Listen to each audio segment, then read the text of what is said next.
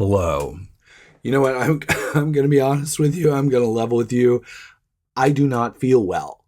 But here is the thing. The startup news doesn't care how I feel. Startup news does not stop. There's still startup news to be told. So this may not be the highest energy level you've had from me in 2025.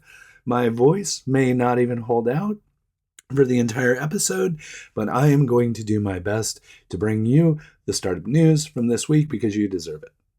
That's just how it is. You've had a hard week. You deserve to know what's happening in the startup community, and I am going to do my best to bring it to you, despite the fact that my voice might not agree with me doing that. But let's get into it. Hello. So, the biggest story of the week that I'm going to start out with, it applies to anybody, everybody, anywhere, anyone, because it's talking about that new hotness, Bluesky. You've heard of the Bluesky. People are frustrated with Twitter or whatever they're calling it these days. The meta products like Threads, people are like, bleh. Mastodon, good, but a little difficult to figure out. And so Bluesky's right there. It's we're like Twitter circa 2007, but with more functionality, but with still the fun and the collaboration and the collegial kind of engagement. So people are all happy about the Bluesky. I'm happy about the Bluesky. I'm trying to spend more time on the Bluesky.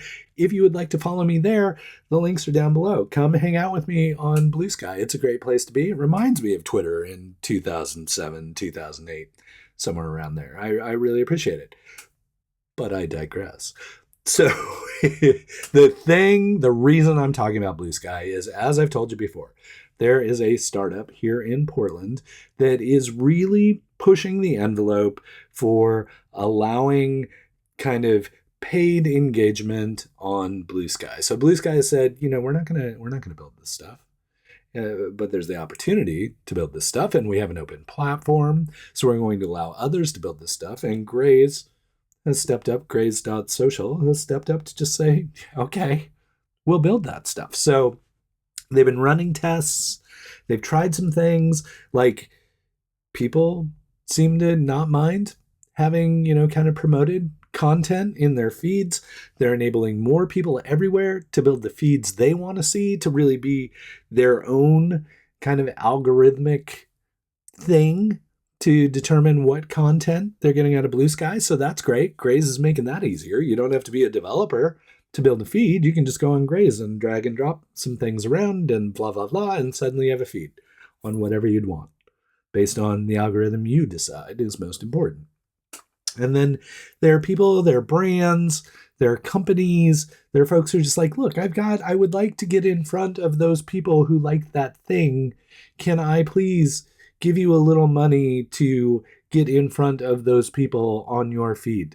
And Grace is like, yeah, sure, we'll help do that too. So they are really creating this kind of interesting Bluesky economy that everybody seems to like, because it's if I'm getting too many ads in that feed, I can just go build my own feed with the same parameters or maybe slightly tweaked parameters. And I can use Graze to do that too. I can use Graze not only to take feeds and find feeds that have the content I want with sponsored content inside of it, but I can also recreate a feed wholly divested from sponsored content. It's really an interesting pursuit, and it applies to anybody and everybody who wants to curate Bluesky content, who wants to explore the potential of sponsored content in Bluesky, and really just an interesting way to start to explore the economics of Bluesky.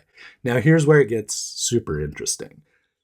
This has really been largely kind of beta tests here, or we tried this thing, or somebody bought one ad, or what have you. Now they're kind of opening it up to the world. So if you are a brand or a product that is interested in getting in front of a specific Bluesky audience, I will link the form up below.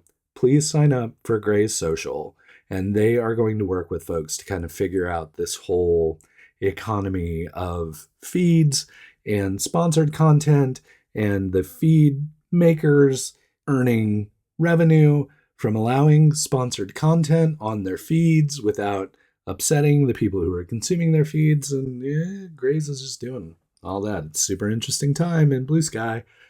I highly encourage you to take the opportunity to get in early, hang out with the Graze Social folks, see what they're capable of doing, try building some feeds, try buying some content, sponsored content. There's all kinds of stuff you could do, but that's all open to everybody right now. Again, I'll link it up. If you're interested in exploring the opportunities of sponsored content on Bluesky, Graze is the best place to do it. Okay, I'm sorry. I always ask you to subscribe, and that's a huge commitment. Like, that's unfair to you. You're like, I just saw this content. I just met you. Why would I subscribe? So let's take it a little slower. If you found, even in this short time, that this information I was providing was valuable, then maybe just leave a like. So that's the big everybody news. Everybody, everywhere, internationally, Graze is like a unique opportunity. The more locally interesting news is I can't even promote it because it's completely sold out. And by the time you're watching this, like, it's just too late. So I'm sorry, but the Silicon Forest Tech Summit for 2025 is happening this Saturday at Veterans Memorial Coliseum. Now, if you happen to be watching this really early on Friday or something, they still have openings for volunteers. So if you really, really, really want to go, you could volunteer, still show up, still help them out. You get into the event, you get to see the stuff, you get to be at a sold out event, which is kind of huge because I think this venue is bigger than their last venue, which was the inaugural Silicon Forest Startup Summit. I'm so sorry. My voice is so bad right now. Okay.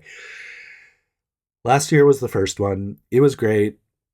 Really amazing. Lots of great speakers, great trade show. I expect this year to be none the different. That's not even a phrase. I expect this year to be no different. Well, I do expect it to be different. It's going to be way better. It's going to be bigger and better. And I wish you could be there. But you procrastinated and you didn't get a ticket. So stop doing that kind of stuff when I tell you, like 6 weeks ago, that this event is going to be a big deal. Get on that. Like, for example, if I say, well, there's going to be a big community event on April 8th and it will probably sell out, go RSVP right now. Like, don't dilly-dally, don't lollygag, don't some other phrase that means procrastinate. Go RSVP, please, when I tell you. That's why I try and tell you early, because I want you to go to this stuff, because I like having you at the stuff. I think it's important you go to the stuff. So please, when I tell you about an event that is happening, go RSVP right when I tell you. Go buy your ticket when I tell you, because I'm just trying to help you. Help me help you. Help me help you get involved in the community, go to amazing, awesome events, and not get stuck on some wait list somewhere because you waited too long to buy your ticket. So, Silicon Forest Tech Summit 2025 happening this weekend. I will report out on how amazing it was and all the people who spoke and all these amazing things and stuff. And I'm sorry you're missing it because you procrastinated on buying your ticket. But you've learned your lesson. Hopefully this pain, this FOMO you're feeling right now because you're not getting to go to the Silicon Forest Tech Summit, maybe that's a lesson, maybe a valuable lesson for you. And because of that, I look forward to seeing you at the next event, because you obviously are going to jump right on it the second I tell you that it's happening, like the April 8th event. You should get your ticket for that now, because I think it may sell out too. And it's free. April 8th event is free. So if you were lucky enough to get a ticket, I'll see you at the Silicon Forest Tech Summit this weekend. And if you weren't, what can I tell you? I'll tell you about this stuff as early as I can. And I hope to see you at an event in the future. Another acquisition in the Portland startup community. Acton Software has been acquired by Bonsai International for $53 million. So there's some details here and there. I'll link up Portland Business Journal and GeekWire. They covered this story. The part that's kind of interesting to me is with the Lytix exit and with the Act On exit, that marks 2 exits in 2025 for Voyager Capital. And if you're not familiar with Voyager Capital, Diane Freeman is the local person from Voyager Capital here. I often refer to her as the true VC here in Portland, but a Seattle-based fund only does priced rounds, so they don't do safes or convertible notes. They only do priced rounds. Sometimes they go early on companies. They went early on Lytix. I'm not sure where they got in at Act On Software, but I just think it's super interesting that 2 of their investments have exited in 2025. So I'm just going to keep watching that portfolio to see who else in the local area, which other Portland startups that Voyager has happened to put capital into. Like, are there other potential exits in the offing? Is there something else interesting in the works for Voyager Capital? So again, Act On found an exit. They were acquired. A lot of the folks existing at Act On will join the new parent company. The parent company is super happy because they're like, oh, we gained a whole bunch of functionality that we really needed. And this was a industry-leading product that we were really impressed with. So all good there. Again, $53 million is nothing to sniff at. I don't know. What's the phrase? I don't remember the phrase. Anyway, so I told you I'm not feeling well. Sneeze. It's nothing to sneeze at. So congratulations to Act On. It's always nice to see Portland companies achieve a liquidity event and to see their investors get money back. And hopefully some of the folks at Act On itself saw some upside from that event, but can't wait to see what continues to happen with the Voyager portfolio in 2025. I'm going to really be watching that closely. So Lytix, Act On, startups exiting. What about when startups are just getting started? Well, that's where folks like the Oregon Startup Center come into play to help those very early stage companies with the help they need, specifically as it's associated with Beaverton. If you're not familiar with Beaverton, it's a suburb of Portland of 100,000 people or so. And Oregon Startup Center, which used to be called the OTBC, which was the Oregon Technology Business Center, they rebranded. They run a project called the Beaverton Startup Challenge, where they take money from Beaverton and local angels and they invest in a cohort of companies year to year. They run that program for a while. Anyway, they're a great example of a city collaborating with the startup community to support startups being built in the region.